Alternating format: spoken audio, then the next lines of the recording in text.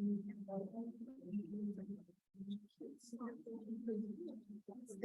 evening. Good evening. Thank you. Thank you all for being here in person. And we have a number of people online. We had 65 people register online. So thank you and welcome those of you who are online. Quick welcome. We have Mayor Ward, who is the Lyndhurst mayor, here tonight. He has been, he has been a wonderful supporter of our mission and just really appreciates us in his community. And so we welcome you, Mayor, and we thank you for being here. Before we get started with our fantastic speakers for the evening, I just want to encourage you. We started this little consortium thought because we wanted to support our parents and our families on the journey. Not just the families here at JB, but the families overall that have watched their child struggle with learning. So please respond to our survey at the end of this. Give us feedback, meaningful feedback. We will pivot topics to what you want to hear. We have fantastic experts right up here, but also within our networks. Dr. Jay Berg from Jay Berg and Associates, child psychologist. Mary Jo O'Neill from Hickman and Louder, who, yes, is really the expert. She carries the team, but she is a parent advocate for Hickman and Louder. And then, of course, Julie Billiart School, who I think the three of us feel like we have different niches in the different communities, and that we are here to support you. So, without further ado, we have first Katie Kindry, who is our 4th grade intervention specialist out of our Akron campus. She is fantastic, loves our kids, the kids love her, but when we are looking at executive functioning, she's someone who not only understands it, but really puts it into play in a very real way in her classroom. So she is going to speak a little bit about in the classroom, and then we have Sue Barnett here from Beaumont School, who is also an intervention specialist and chair of her department, who has years and years of experience. The legend, the myth, she is here. She's here in person. So after Katie, she will speak, and then we'll open it up to questions from kind of all of us in the room and make it a little bit more conversational. And those of you online, we are monitoring your questions, and you can ask them, and then we'll do that for the end. All right. All right. Ready? Okay. All right. All right, so I am Katie Kindry, and I'm going to speak to you this evening about the executive functioning skills and how we support our students at Julie Billiart, as well as the importance of consistency, collaboration, and communication, the expectations, and the home environment. So these are the executive functioning skills, and we embed these in our teachings and our learnings at Julie Billiart on a daily basis. Not only are they embedded in our teachings, but we also teach them explicitly to the students so they really understand what each of these are and how they can help them be better learners. So I'm going to start by comparing a student's brain to an air traffic control tower at an airport to give you a better understanding of how these can affect your child. So at the airport, if it's busy, many planes will land and take off. And all of these times must be coordinated to ensure there aren't any horrible crashes. So just like an air traffic control tower prevents the planes from crashing, executive function stops many of the brain skills from crashing. So with the executive function, we can manage incoming information, we can attend to that and our surroundings, plan in advance, and stick to rules and regulations. It also stops an overload of information that can overwhelm us and cause dysregulation. So without air traffic control, things will likely fall apart quickly. Not only will there be a general lack of organization, but also people trying to land planes will feel stressed, under pressure, and confused. And that's how it can feel for young people who struggle with executive function. These are our building blocks for learning, and that's why we use them every day in our classrooms. So the first one I'm going to talk to you about is self-control, and that's being able to think before you act. So at Julie Billiart, our max size of classroom is 16 students, and we have 2 intervention specialists per classroom. So in the classroom, we have that increased supervision. So with our students, we always stay within close proximity with the students to reduce any problem behaviors. And we're very proactive, especially in the classroom, but also on the playground and at lunch to make sure that we are watching our students, because if we are within close proximity, it does reduce those behaviors for the students. We also find ways to cue the child to control their impulses. So in the morning, we go over the expectations with the students. Before each time we switch for classes, we go over the expectations outside for recess and lunch, just so they know that when they switch, they have to keep in mind, I have to raise my quiet hand to talk so they're not blurting out. I have to keep my hands and feet to myself. I have to use kind and expected words. By reminding them, they will keep that in their memory to keep them to remember from for the self-control. And we also provide movement breaks for the student. So if we notice a lesson is getting too long, or if the student is blurting out a lot, we will let them move around a little bit. Like we'll give them a job to do, like here, take these papers down to the office, or why don't you collect the papers, or go put these over here. Give them a job to move around a little bit to kind of switch things up for them so they can get like a different change of scenery to get them to stop with that self-control. The next one is working memory.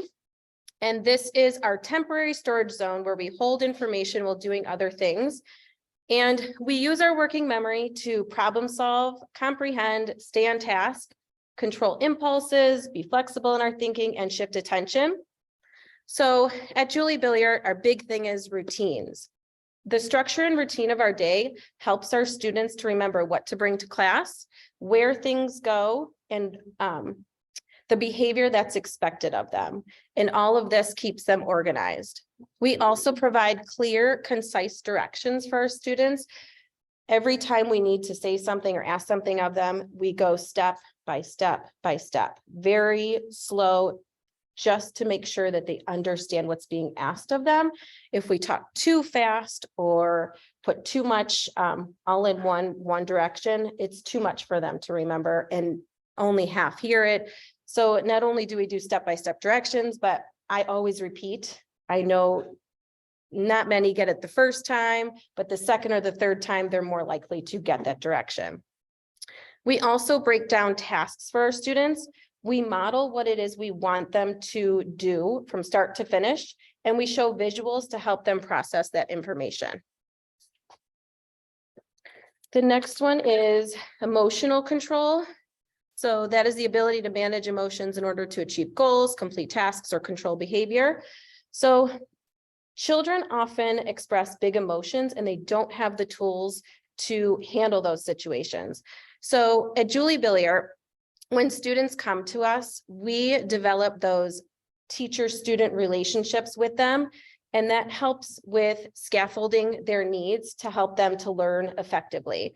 So when we get to know them better, they are more comfortable and they feel safe with us. So when they're having those big emotions, we are able to teach them. We always make sure we know that their feelings are valid. So if they're feeling frustrated, we say, I know you're feeling frustrated. You always want to make sure you do that with them, because it helps them, and you're going to help model how to regulate their emotions. So we sit with the student, we tell them their feelings are valid, and with the coping strategies, we take deep breaths with them, teach them to take deep breaths, teach them to walk away from a situation that might be challenging for them, take a break in some way, but co-regulating with them will teach them how to regulate themselves. Okay, next one, attention and focus. So this is the capacity to maintain attention to a situation or task in spite of distractibility, fatigue, or boredom. So we support our students with reducing the amount of distractions in a classroom. First, we want to minimize the movement in the classroom. So I have made it a big rule that students, if they have to use the restroom or they want a drink of water, they must use it at the very beginning of the class or the very ending. Because if there's a lot of movement going on, the teacher or the students are going to have a hard time focusing in the classroom. I will allow them to go to the bathroom or drink at break time, and they know there's designated breaks within a lesson. We also dim the lights in the classroom. We have a light switch where it can go very bright or very dim, and it being dim really calms the environment in the classroom. And we also make sure that the students and my voice is low, because if I'm talking very loud, it can overwhelm some students and it can get them to lose focus. So lowering my voice and dimming the lights helps. Also removing things from their desk so they don't have anything to touch and fidget with. We only make sure they have the necessary materials for that lesson on their desk.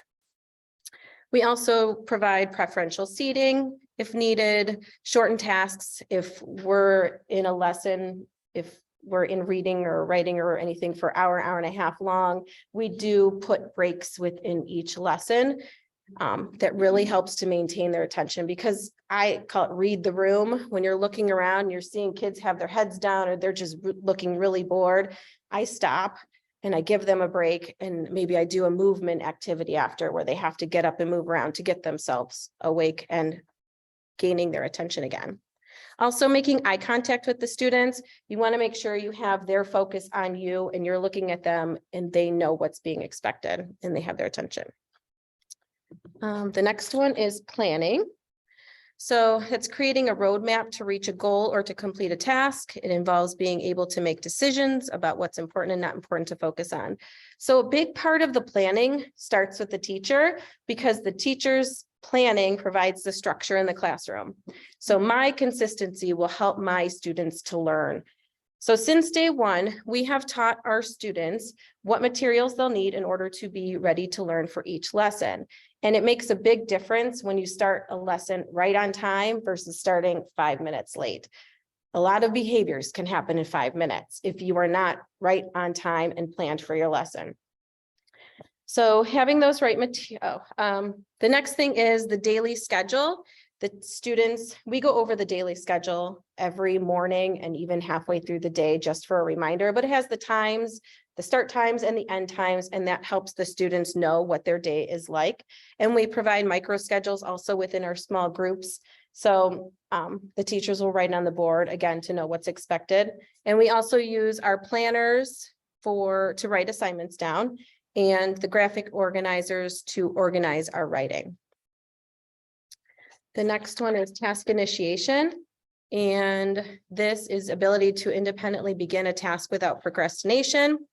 And again, those routines are a big deal. So we set the students up for success by planning a routine from day one. And so students know that routine and they know exactly when they walk into the classroom, they get their journal, they sit down at their desk and they begin writing. If students have a hard time with task initiation, we do assist students. So the assignment will be on the active panel. So I will walk the students through maybe the first part of the assignment and then gradually fade my supervision from them so they can try it on their own. Also, those step-by-step directions is very important for them. The next one is organization. Designing and maintaining systems for keeping track of information or materials. So when we as teachers organize ourselves, we bring order and structure to our environment. And we become the organizational role model for our students by putting these organizational systems in place. We do this because we want our students to be more independent and to have more control over their learning. So from day one, again, this is all a part of our routine, is they know exactly where we turn papers in, where they put their folders, planners, and their pencil pouch, their extra supplies. We have an extra supply cart in the classroom, and they know exactly how we switch for small groups. And the student desks, we don't have any that open up. They are not allowed to put anything on the floor. If it can't fit on their desk, if we don't need it, it goes in their bins. So we really like to keep an organized environment for these students. The next one is time management. And that's making the most of your time to complete tasks effectively. And we support our students, again, with the daily schedules and planners, keeping track of assignments, and we give time limits. So we have a visual timer up on the active panel, so students know how much time they have maybe for a break in the classroom or how much time for a lesson. Also, we let them know at the end of lunch or at the end of recess, we always give them a 5-minute warning, or even at the end of a break, 5-minute warning. So they're able to start processing that time is almost up. 5 minutes, 4 minutes, 3 minutes, 2 minutes, 1 minute. And they've learned to, once that time is up, we don't have those big emotions that, oh no, this is over, I want to play more. They know that time's up and they're ready to transition to the next activity. Flexibility, and this is being able to change your thinking and behavior in responses to changes in your environment. So we modify the nature of the task, which means that we slow down when we're giving them a direction or instructions in the classroom. We talk calmly and quietly to make sure that the students understand what's being said. We also model an example of what their end goal should look like. And we provide step-by-step assistance or breakdown of the tasks for the student. Another thing we do is if a student is having a hard time transitioning to a different subject, we do allow them to preview the material. So we go over exactly what's being taught in the lesson that day. I remember we had a student that had a hard time going down to gym. So we had the student talk to the gym teacher in the morning before anything started to go over what was being learned in gym to give him a better feeling and to help him with that transition and be flexible. And also that goes along with the giving advance warnings of transitions and gradual exposure to new situations.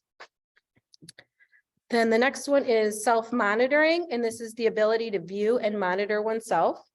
And we have proofreading checklists for students when they complete writing assignments.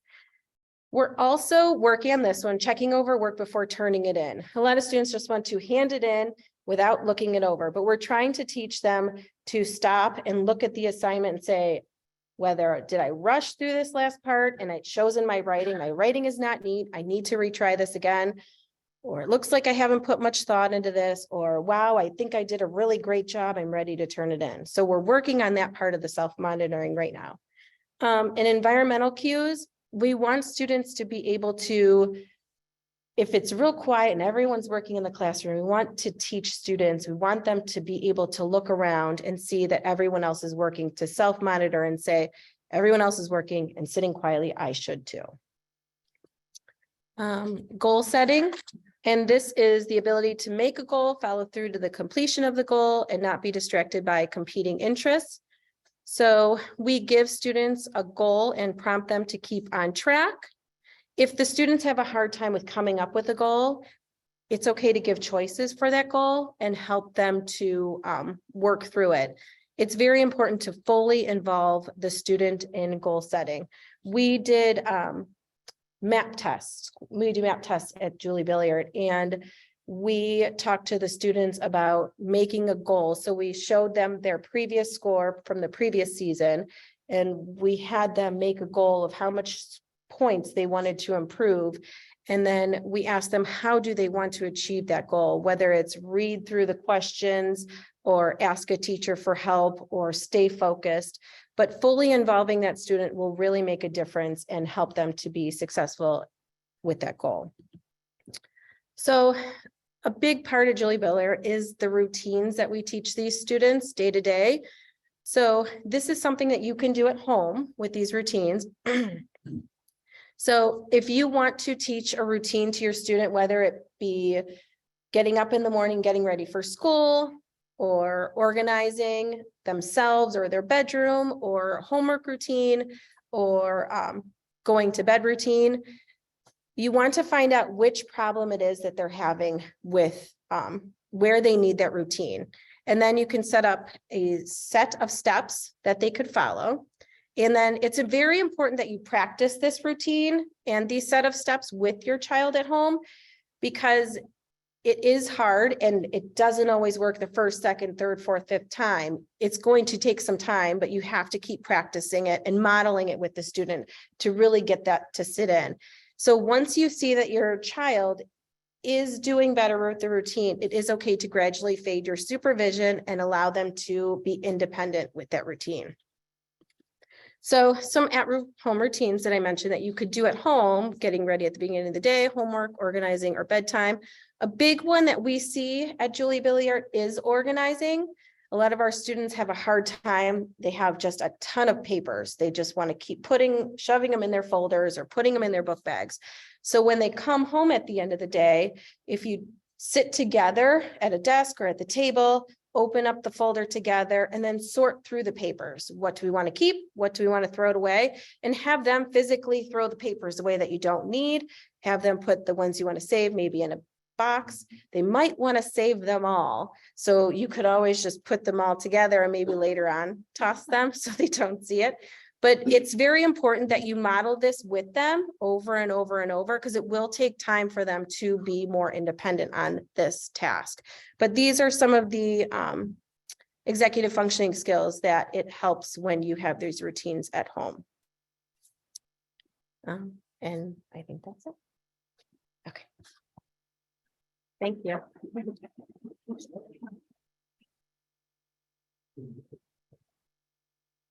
Hi, everyone. I'm Sue Barnett, and I'm the department chair of the Marici Center at Beaumont.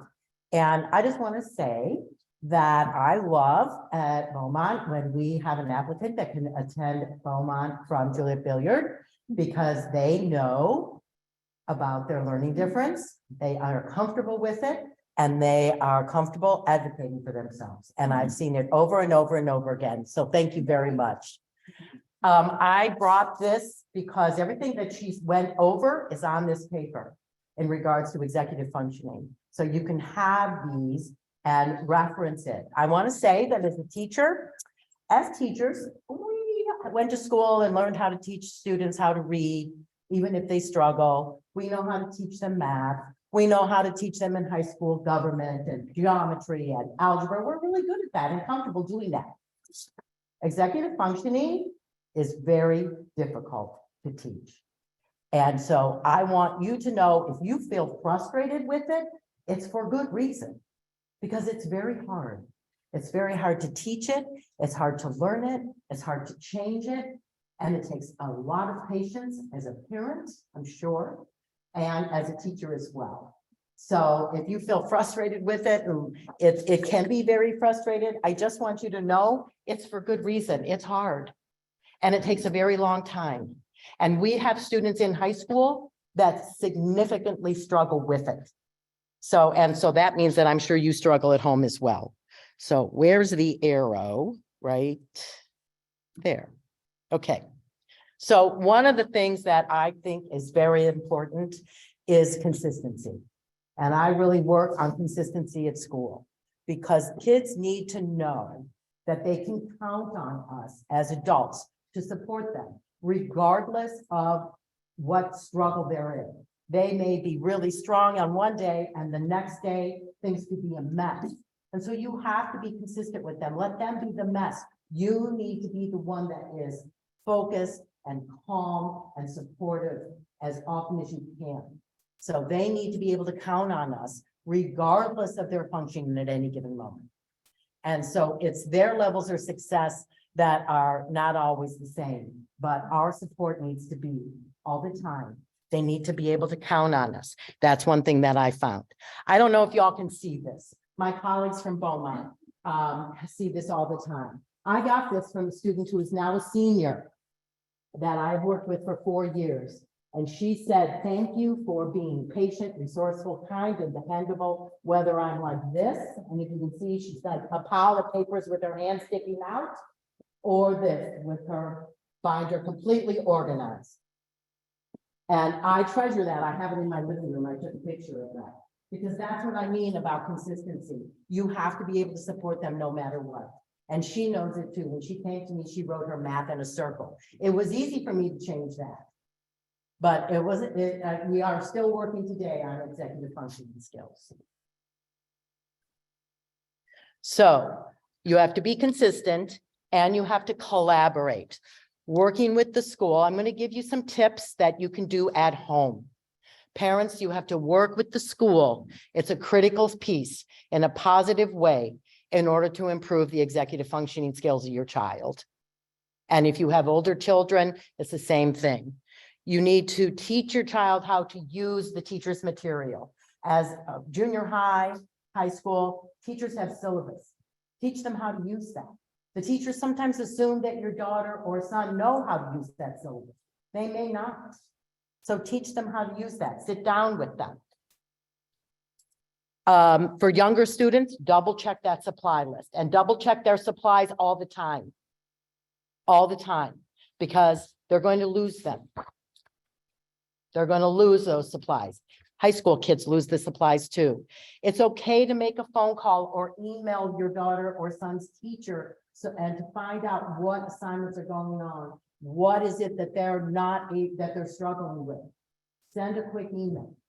When the teacher can answer you, and it's not always that day, but the next day, you'll get that information and you can help your daughter or son at home.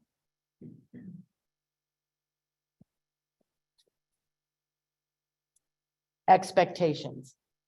Kids with executive function struggles don't like surprises. They do not like to be surprised. I spend a lot of my mornings and at the beginning of every block, we're on the block schedule at Beaumont, explaining to my students what we're going to do tomorrow. I have students that want to know what we're going to do tomorrow and the next day. I speak of girls because that's who we have. They walk into the classroom and they want to know what to expect. Sometimes we change it up a little, but we compromise on how we're going to do it. So let them know what they're going to work on that day. And when they get home, have it written out in a plan for them. This is what you need to do tonight. We're going to look at your math. We're going to look at your social studies. Have a written plan for an evening at work, or at least a conversation. Write it out. Additionally, I tell my parents that you need to have like a weekly a whiteboard, and I have a list of supplies for you too that you can do. But I tell my parents that they need to have a weekly calendar so that your child can see every night what kinds of things they're going to be working on. We're going to organize our binders. We're going to work on our math. Then we're going to practice our spelling so that they know what to expect. They don't want to walk in the door and you're going to tell them that they're going to do something that they really didn't know about. And if you do have to do that, because occasionally as adults, we have other plans, and say, we have a little change in plans, but we're going to compromise. We're going to do this, and then we're going to do that.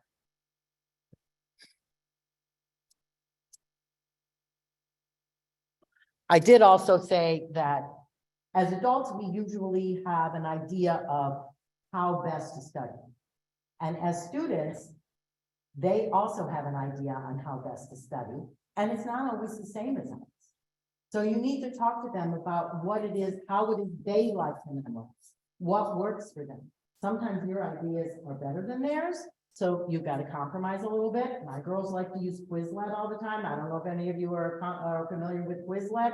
I'm not a big fan because that screen can be very hypnotizing. So I always tell them, yes, you can use Quizlet, but I want you to print it off and use the flashcards as well.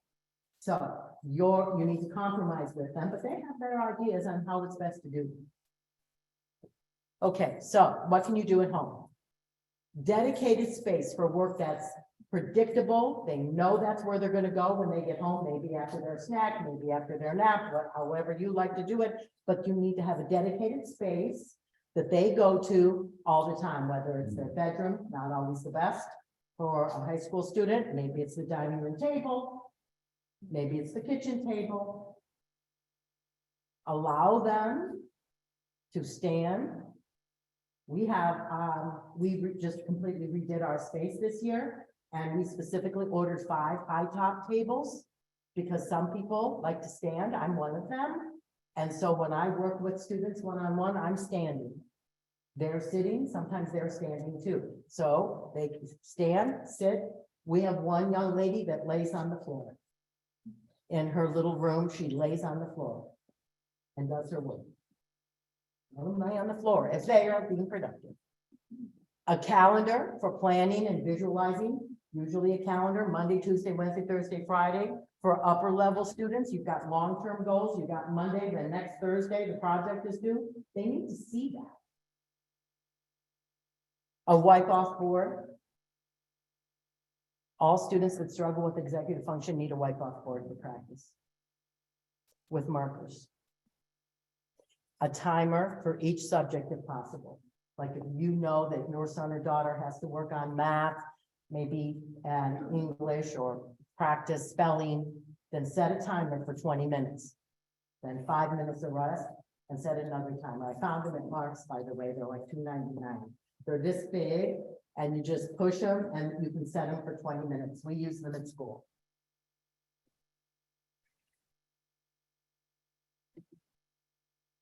These are some of the materials that I use that I think are really, really helpful for students that struggle with executive functioning. Timers, a wipe-off board with different color markers.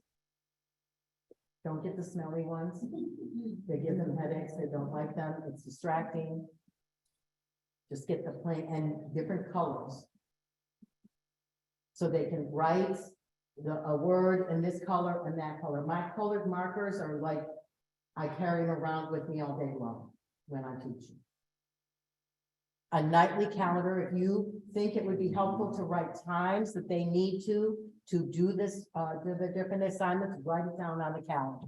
So in other words, you're going to have a big wipe-off board for assignments, and then maybe you're going to have a little wipe-off board that's going to be a list of the things that your son or daughter needs to do that night. Am I saying that you kind of have to be involved a little bit in homework? Yes. I'm not saying that you should do it, but kids with executive functioning need that structure at home from you. They do. The older they get, they may not want it. So you need to back away a little. We call that fading the supervision, but they need that. A designated, consistent workspace, the checklist, the 3-hole punch. You gotta have one. 3-hole punch. Go to office mats. They have bigger ones, they have smaller ones. So that when they come home, middle school, high school, when they come home, middle school or high school, that's what they should do first, is hole punch those papers. They all are in the classroom now. I have my students print out a whole lot of stuff. We still spend a lot of money on paper in the Marici Center. That's what we call our space. The 3-hole punch, dividers, Post-its, those little Post-its, so you can mark things, so they can mark things in the textbooks or their novels, and then different colored index. I like to use the 3x5. Those big ones can be so bulky. Students don't like to take them to school. They're too big.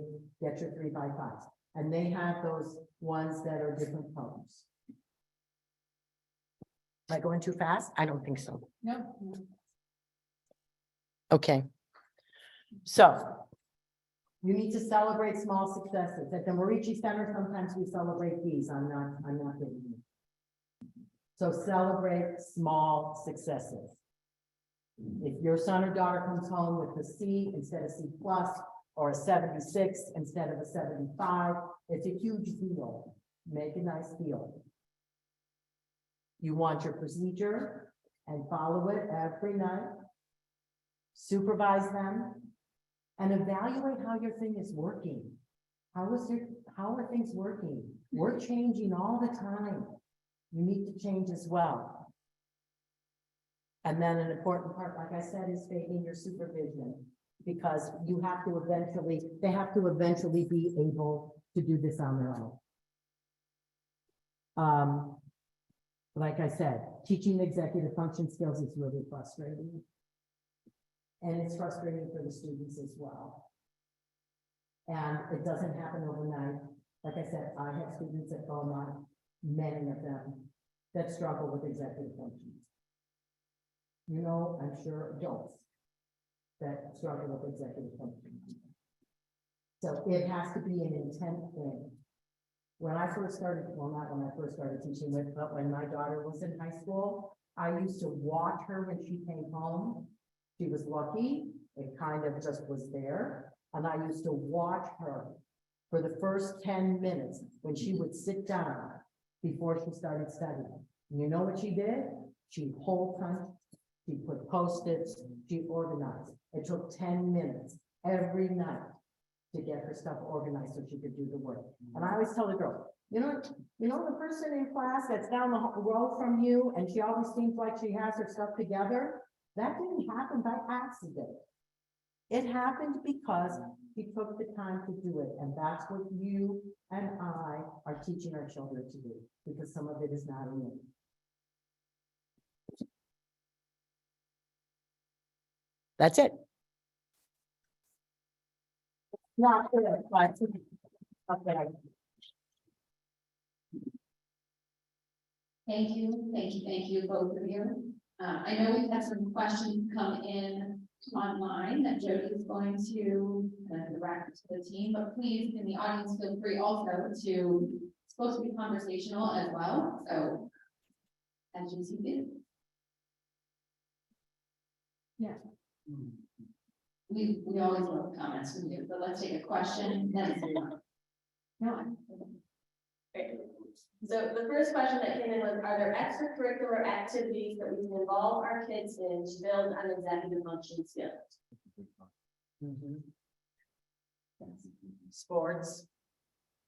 I always encourage my students to participate in sports because it teaches cooperation and teamwork and waiting your turn and excelling and working together and all organization. They have to be there on time. I have parents that come to me and say, is it okay if my daughter plays basketball? Is it okay if my daughter does swim team? Yes, yes, and yes. It's really, really important for them to do that. And it teaches executive function. Can I add something to that? Please. I would add take wins because, for example, a lot of my kids that I work with, they have trouble with executive function, but they play hockey and they have all their gear at hockey, but they don't have their books at school. And does anybody have a kid that plays hockey? First of all, the bag smells like crap. But they have 8,000 things that you have to have, and if you don't have them, you don't play. And so I'm going with what Sue said, which is look for the win. So if you can organize your hockey bag, you can organize your store. It's just you're more motivated to have the hockey bag organized. So look for the win. Next question. How can I help my child gain executive functioning skills when it doesn't seem like any of it sinks in? It takes a really long time. If you see a little bit of improvement, I don't know if you see that, it takes a really long time. You can't judge it in 1 year or 6 months. It is sinking. I always tell my students and parents, high school is 4 years for a reason. It takes a long time. You have to be patient. I think the modeling also helps. We consistently model in the classroom, and you know it has not happened overnight. We're halfway through the year, and there's still some that need help, but just consistency, yes, definitely helps us. Can I add to it, Doug? Yep. Your brain doesn't mature till you're 25. So, yeah, are you aware of the neuroplasticity of the brain? It's really, I mean, if you have teenagers, they're nuts anyhow, would you all agree? So, you know, their girlfriend broke up with them and they're a mess and they're not doing their organization that night because of that. But it's the marathon, not the sprint, that's important. And it's getting skills installed in the system that they'll have for later on. That's the key. So it's like the stock market. Don't look at the stock in any one day, look at the trending. The trending's going the right way, you're going the right way. But the trending's going the wrong way, if they're not getting the skills. I would like to add something, if that's okay, if I'm talking too much, tell me. Right. Look at I'm a therapist, so I can look in from a different direction. Look at the reasons they're not. Example, they have ADHD and their meds aren't in them at the right time. So you can have all the executive function skills in the world, but your meds are off. Number two is they're going through puberty and their meds were working for them when they were little and 8, and now they're not working when they're 16. So you want to look at reasons why that might not be happening. And the real key that Sue was talking about is that fading a lot of parents don't fade, and so they're over the kid, and I can tell you a zillion kids that go off to college that fail the first year.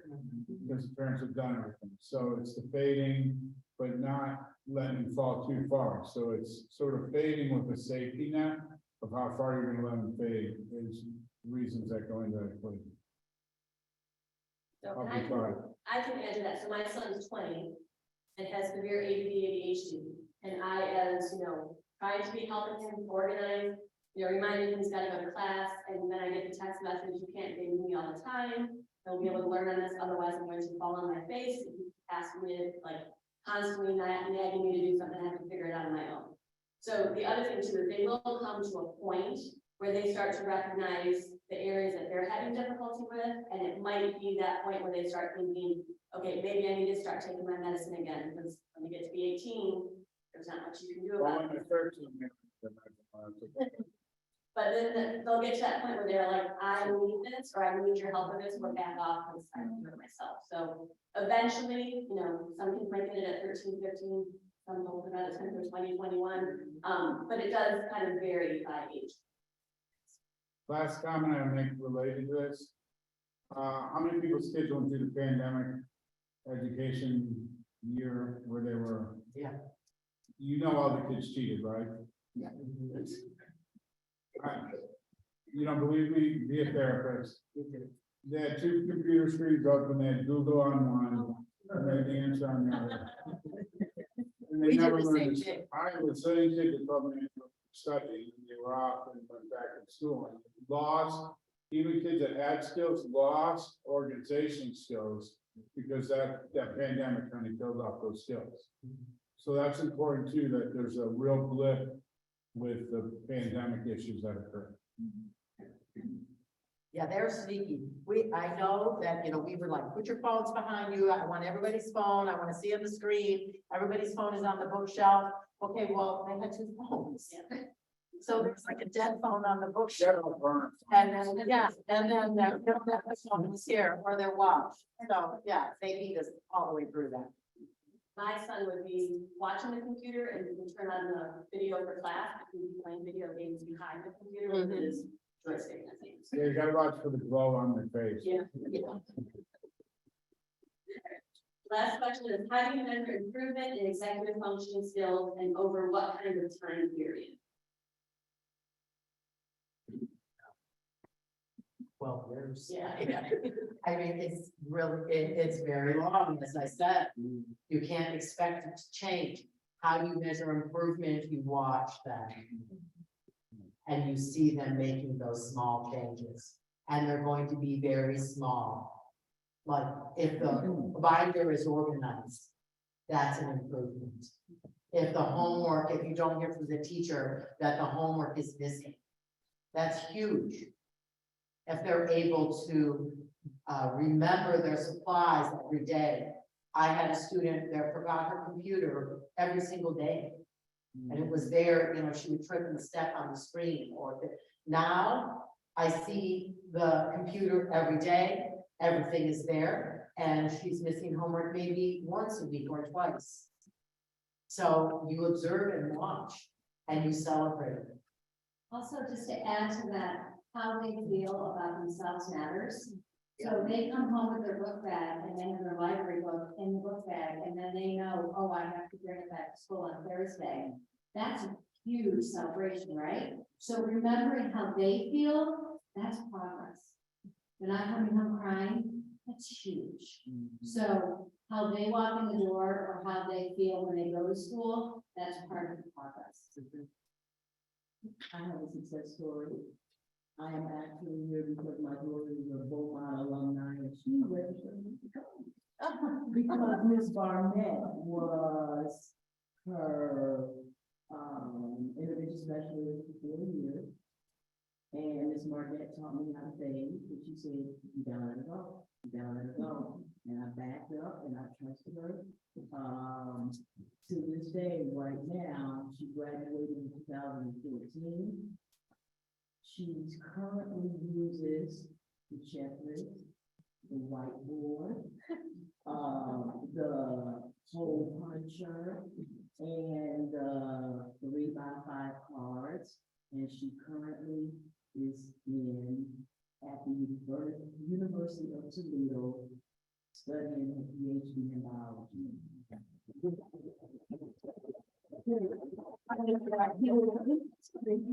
this Barnett used to always, oh my gosh, she was on my door, we laugh at her now.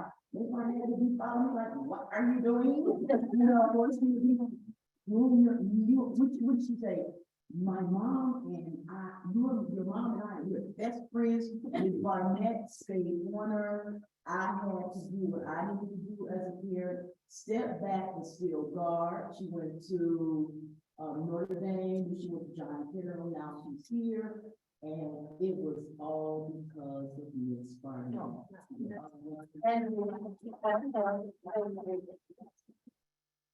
Any other questions? So kind of a question also sort of an acknowledgement, I think this is helpful for parents. But it seems when I'm in these presentations about how to support our kids with executive functioning needs, it all makes sense to me. But I think what often happens is that kid might not have executive functioning needs because you had executive functioning needs, right? Yeah. And so when you talk about like routine and all of these things, it can be a challenge for the parent as well. So I think first sort of like acknowledging that happens, right? And that you're not alone. But also like any advice for parents that sort of struggle with these things themselves, creating that environment for their kids at home. That's a really good question. Thank you for saying that. I would suggest that whiteboard Yeah. and use that, and a calendar and use that. I can be the same way. I'm not an expert in any of those skills either. I know what they look like, but we all have to grow and work on them. Sometimes my desk is the worst part of the classroom, I'll be honest with you. Or use a friend that you have, if you have a close friend that you know is really organized. Yeah. Have them come over to your house and say, hey, okay, so does this spot look good? What else do I need? Can you help me? And then maybe they could create a checklist for you, so then you can move forward with it. Use your friends, use your colleagues. They're there for you. I think it's also about the communication about it. I mean, I know I have to own it with my daughter, and that, you know, my husband, who's extremely disorganized and who's very like squirrel. And my daughter now imitates that, and so, you know, once we're all asleep, I'm like, honey, probably don't need to be squirreling a 5-year-old who's really trying to work. I'm just getting her homework into her book bag. But you saw the garbage truck, so you're running to the front, now she's running to the back. So sometimes it's about acknowledging, and then it's about coaching. So, you know, some things my husband's way better than me, so I'm like, this one, I think we're gonna take it from organization queen. You're gonna start to imitate some of the things I do, and you're gonna talk to our daughter about why you struggled with it and why it's important to acknowledge that. So I have, now she'll say like, the garbage truck's coming, he's like, put that in your, you know, book bag first, and then let's go see the garbage truck. So it's kind of like an open conversation with the family, and it's kind of we call them like team meetings, and we all try and talk about what's upcoming. But it's really, I think, really important for kids to know that we also have flaws, and we struggle too, and here's the things that helped us navigate, and we gotta keep trying, and if it didn't work the first time, we continue to try, and not be so quick to change things when they don't work. I use that "we" a lot. Yeah. We need to do it this way because we struggle with this. Whether I do or not, it doesn't even matter. It's a "we," so that student or that child doesn't feel like they're the focus of all these issues. That we have to work on this. This is what we have to do. We are going to get this notebook organized, and we are going to check it every day. And I'm going to check mine. I said, I have this problem too. I mean, I usually include myself quite often. So a couple of comments on behalf of, what % of kids that have ADHD have parents that have ADHD? 80%. Very high. Very high. How many people have more than one kid? who's got a kid that it's like a cat, you can just leave out food and they just throw up. Somebody got one of those kind of kids. And then other kids need more guidance, you know what I'm saying? Yep. So, collaborative problem solving is a really good thing. The collaborative problem solving you can use when there's a conflict in the home, just from a therapeutic point of view. But it's also a good thing to say, let's work together on this. So you help me with it, I'll help you with it, and let's figure out the solution to it together. Because kids feel empowered by it that way. I'll hold you accountable, you hold me accountable to this. A lot of families, this is a real big thing I'm doing right now. Technology can be a problem, but it can also be a friend. So are you guys using shared family calendars? This is an incredible thing to use as your kid gets a little bit older. If they're old enough for a phone, so they're in third grade, you know? That was a joke. Not really. So you can do a shared family calendar where they can see they have a doctor's appointment or whatever, and they can start putting their homework and you can see it. And so you're fading, but you have that support of that shared family calendar at the same time, which is really a cool way that I do with a lot of my kids. Because it doesn't feel like somebody's sitting over them all the time. And you might consider that use of technology in your system with your kids. Last one I give you on this, which is really, if you suck at being organized yourself. What's great if your kid is, let's say your kid's in middle school or something, hire a high school kid who's super organized because they're way cooler than you. And as soon as your kid turns 12, they go to their room and they're on their phone, they don't talk to anyone. So, if you could get a cool kid that comes in and it's a great job for a kid and they love it and it works out well, and sort of think about that. Because if you call the school and you say, who do you got that's like an honor student that wants to earn a couple bucks and come to the house, it's great. And we got teenage kids that have turned into like very different people than they were when they were younger. It's amazing how they changes in it. Yeah, so use the cool older kid. It's amazing transition. That's it. The other thing to keep in mind is, so like, even as your kids get older, it's never too late to start. So even though some of these things that like, oh, it would be great if I started when they were like 3, 4 years old, kind of getting used to the organization, it's never too late to start, even if they're 15, 16, 20, 21. So, you know, kind of figure out where they're at, and like you mentioned, figure out what areas they're struggling with and what routines they need to be in place. You can also call, whether it's the clinic or other places, there's executive functioning coaches or support that can come into the house. So we had someone when my son was between 7 and 9 that came into the house and worked with us on how to parent a child with ADD, ADHD. And we had posters up, we had things that we got homework that we had to do, but it kind of made it seem as if it was a family effort instead of just something that he had to work on. So there's also like people that you can have that can provide support in the home as well. Be helpful. Can I say something funny? Yeah.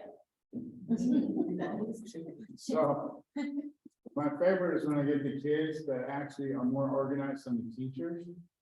And so they've turned, anybody got kids where you're looking on like the Schoology or whatever, and the kid says I turned it in, and you know, you're not sure if it did or not. So I have kids take pictures of it to prove that they did it, and then they turn it in. Because it doesn't show up sometimes on some of these systems for days later, and the parents are mad saying the kid didn't do it.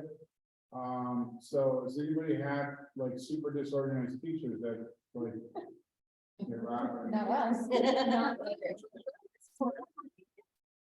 Yeah, so I say to the kid, like, your parents are grounding you from yourself on because you're missing this. It's like, if you're more organized than the teacher, then you can prove that you turn the stuff in. And they like that because that's empowering. So I think the whole thing is, if you want to speed up the system of this whole thing happening, empower your kid. And the more they feel empowered, the better it goes. And so you can hand them more as they do more. And if they're not managing themselves, then you need to pull it back. And what I say to parents is, it might be temporary, it might be for 2 weeks, I'm gonna look over your shoulder. If you're doing it, then you ease it back to them. And it really depends on the kid, because it could be a 2nd grader, it could be a 10th grader. It really depends on their function. Question? I think I'm organized, but I have a very unpredictable work schedule. And I think that it's really affecting my son.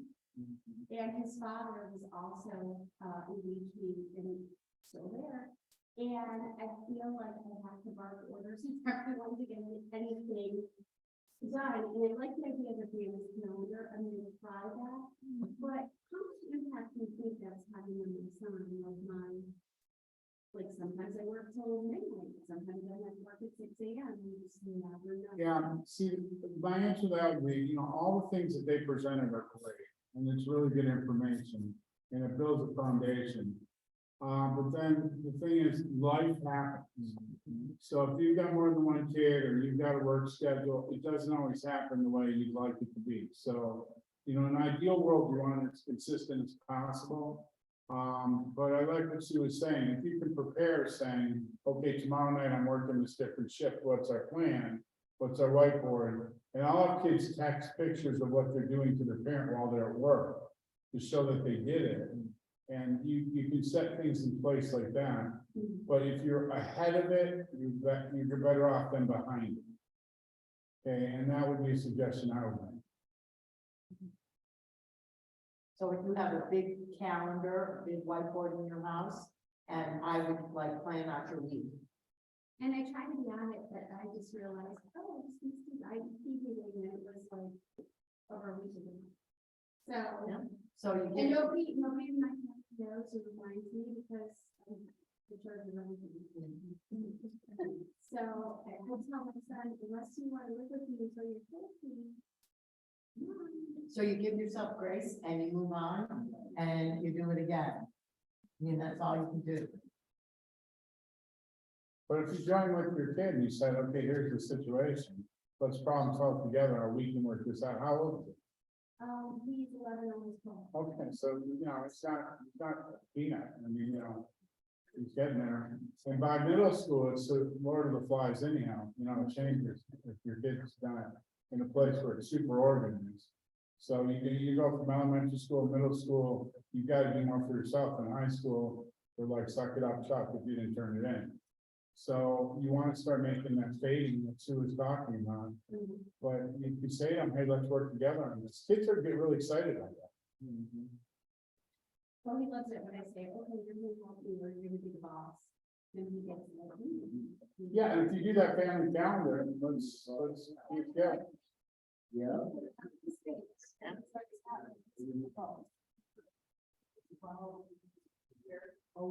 Yeah, please start, it's more about the computer.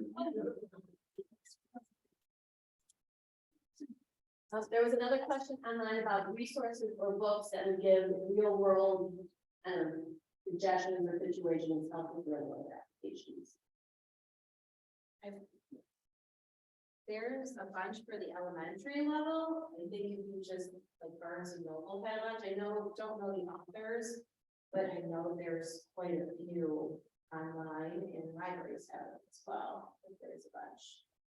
There is a book called Smart But Scattered, and it has a quiz that you can have you take on your child, and then they take on your child, and then it'll kind of show you exactly what areas they're specifically struggling with executive functioning, and then it gives some suggestions on if you can do that at home. So when Kayla sends out the reporting in the slideshow, I'll get the name of the book, and then we can put some books and resources. Actually, I'll get a few too.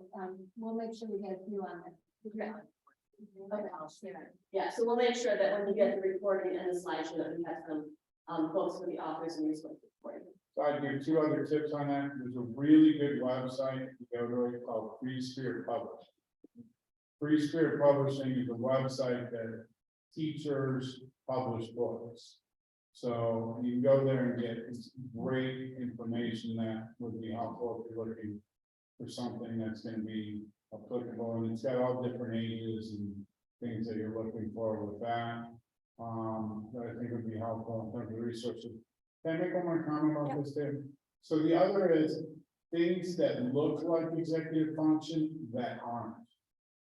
So please be aware, there is a piece that you want to look for, and Sue, that it's only one night, we don't have a lot of time, I'm talking too much, but if you have like people come in, go, my kid has executive function issues, you work with them, and then we'll test them and find out they were working memory, this is the true kid I had in the first percentile.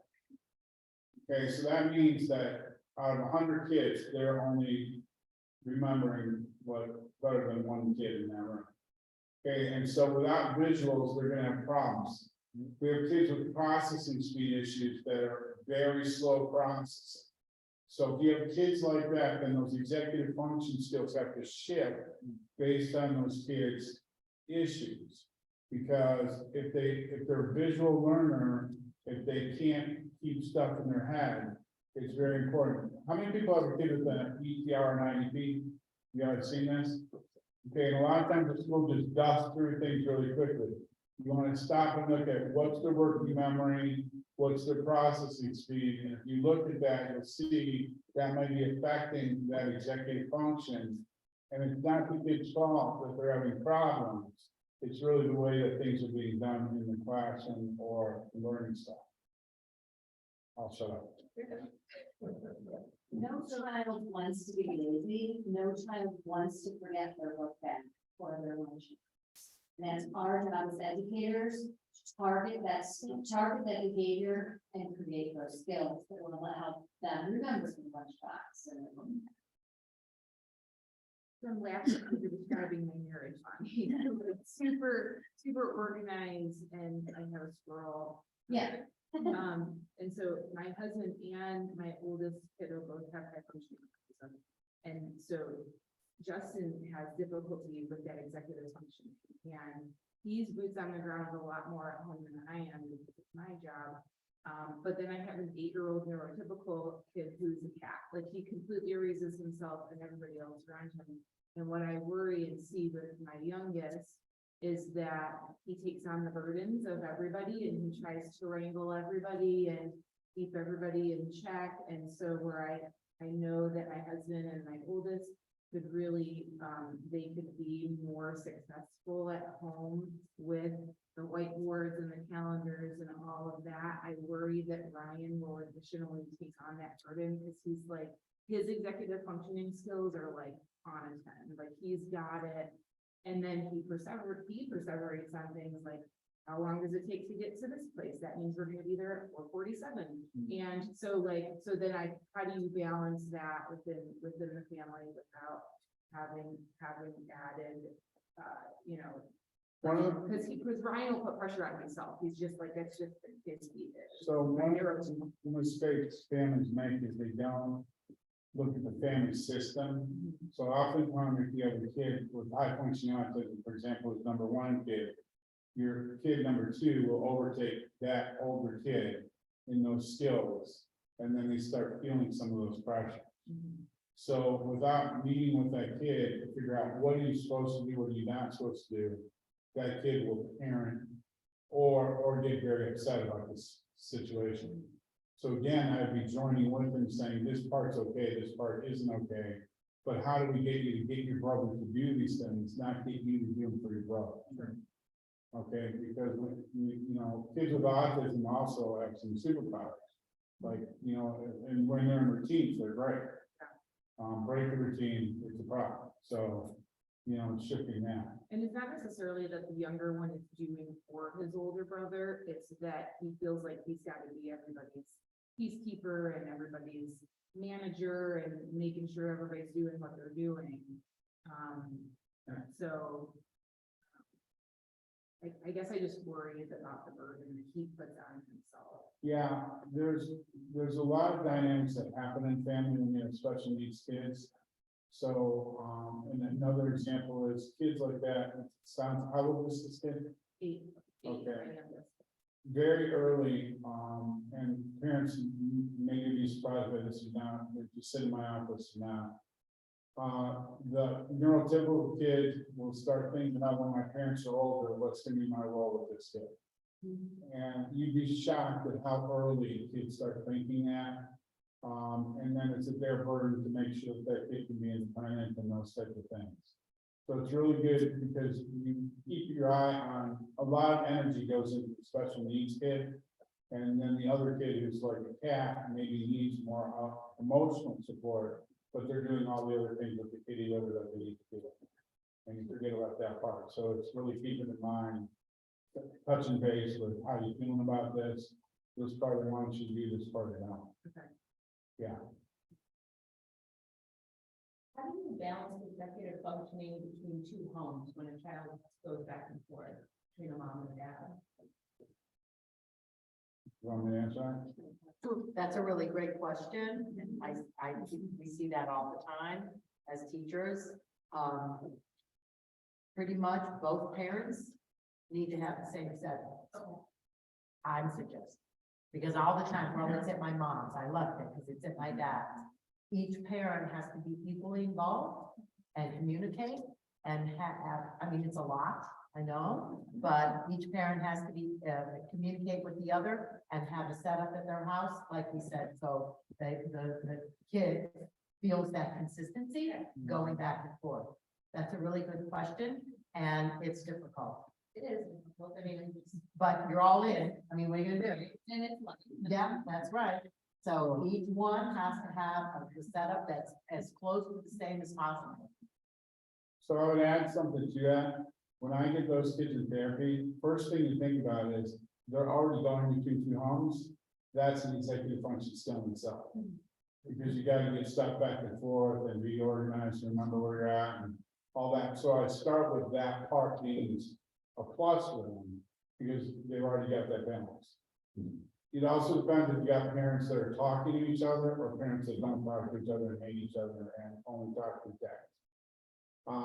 So what I usually go with parents is if you guys both love your kid, well, whatever happened in marriage, it's done, but you both want your kid to do well. So here's the keys, and then the Sue equation goes in there.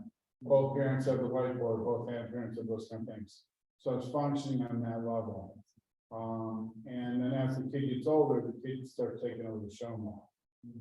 So it's tough. Yeah, the closer the parents live together, the easier it is too. Because some kids, if they forget something, they can walk to the other parent's house or drive. Yeah.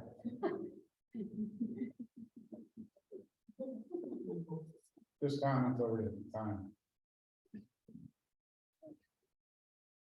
Any other questions? Okay, round of applause for our speakers.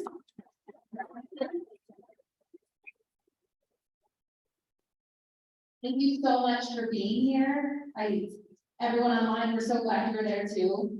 This is also great. So please continue to come back. Our next one is at our Akron campus in April. And high level, we're going to be talking about the transition from elementary to high school. We're going to need people to talk about that. However, we pivoted for this one because we listened to you guys. If there's something that's more pressing or more timely or what you're going through, chances are someone else is navigating it. So please speak up. We will pivot and we will get some speakers around us that can talk about it. And then our last one in June, last one this year, is really about leveraging your child's strengths for the workforce and looking at job readiness skills starting now and trying to position them for that. And some of the things that we've done with our Beyond Camp program and really preparing them to be contributing members of society. Please travel safe home. Thank you.